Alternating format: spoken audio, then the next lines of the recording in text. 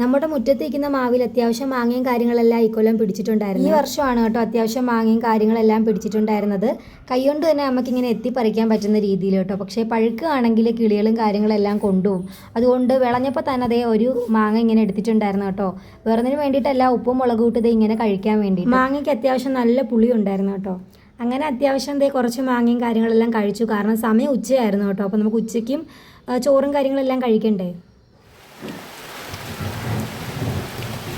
സമയം ഉച്ചയായപ്പോഴേക്കും നല്ലൊരു അടിപൊളി മഴ പെയ്തിട്ടുണ്ടായിരുന്നു കേട്ടോ. വേനൽ മഴയായിരുന്നു. ഈ ചൂടത്ത് ചെറിയൊരു ആശ്വാസമാണ് ഓരോ വേനൽ മഴയും. അപ്പം ദേ 2 പിള്ളേരും വന്നിട്ടുണ്ട് കേട്ടോ. ഇതാണ് നമ്മുടെ ശിവാനി നാണിയും. നമ്മുടെ വീട്ടിനടുത്തുള്ള കുട്ടികളാണ് കേട്ടോ. അപ്പോൾ ഇന്ന് ഉച്ചയ്ക്ക് നമുക്ക് ഭക്ഷണം എല്ലാവർക്കും ഒരുമിച്ച് കഴിക്കാമെന്ന് വിചാരിച്ചു കേട്ടോ.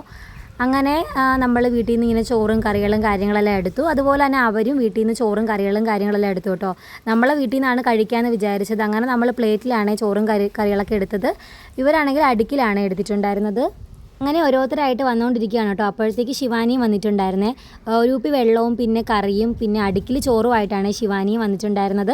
അങ്ങനത്തെ എല്ലാവരുടെയും അടുക്കും കാര്യങ്ങളെല്ലാം തുറന്നു കേട്ടോ. ഒരുപാട് കറികളുണ്ടായിരുന്നേ. ഞാനാണെങ്കിൽ മീൻകറിയും അതുപോലെ രസവും വീട്ടിലുണ്ടാക്കിയത് ഒരു ബൗളിലാണ് കേട്ടോ കൊണ്ടുവന്നത് എല്ലാവർക്കും കൂടെ എടുക്കാൻ വേണ്ടിയിട്ട്. അങ്ങനത്തെ എല്ലാവരും കഴിക്കാനിരുന്നു കേട്ടോ. സമയം അത്യാവശ്യം നല്ല ലേറ്റ് ആയിട്ടുണ്ടായിരുന്നു. ഒരു 2 മണിയൊക്കെ ആയപ്പോഴാണ് കേട്ടോ നമ്മളെല്ലാവരും കൂടെ കഴിക്കാൻ വേണ്ടി ഇരുന്നത്. 2-2:30 ആയിരുന്നു. കാരണം എല്ലാവരും ചോറും കാര്യങ്ങളൊക്കെ ആവണമല്ലോ. പിന്നെ നമ്മൾ സംസാരിച്ച് വർത്താനം പറഞ്ഞാണ് ചോറും കാര്യങ്ങളെല്ലാം കഴിച്ചിട്ടുണ്ടായിരുന്നത്. ഇതുപോലൊരു ചെറിയ വട്ടത്തിൽ ഇരുന്നാണ് കേട്ടോ നമ്മൾ സാധാരണ കഴിക്കാറ്. പിന്നെ വെക്കേഷൻ ആകുമ്പോൾ സാധാരണ ഇത് നമ്മൾ സ്ഥിരമായിട്ട് ചെയ്യാറുള്ളൊരു കാര്യമാണ് കേട്ടോ. ഇതിന് പിക്നിക് എന്നാണ് കേട്ടോ നമ്മൾ പറയുന്നത്, ഇങ്ങനെ ഒരുമിച്ചിരുന്ന് ചോറ് കഴിക്കുന്നതിന്. അങ്ങനെ ചോറും കാര്യങ്ങളെല്ലാം കഴിച്ച് കഴിഞ്ഞതിന് ശേഷം നമ്മൾ നേരെ വെളിയിലോട്ടാണ് കേട്ടോ ഇറങ്ങിയിട്ടുണ്ടായിരുന്നത്. കാരണം വേറൊന്നുമല്ല, കുറച്ച് നേരം കളിക്കാമെന്ന് വിചാരിച്ചു കേട്ടോ. അത്യാവശ്യം അപ്പോഴും നല്ല വെയിൽ തന്നെയാണ്. അതിനുശേഷം ഒരു സിനിമയൊക്കെ കണ്ടിട്ടാണ് കേട്ടോ നമ്മൾ തിരിച്ച് മടങ്ങിയത്.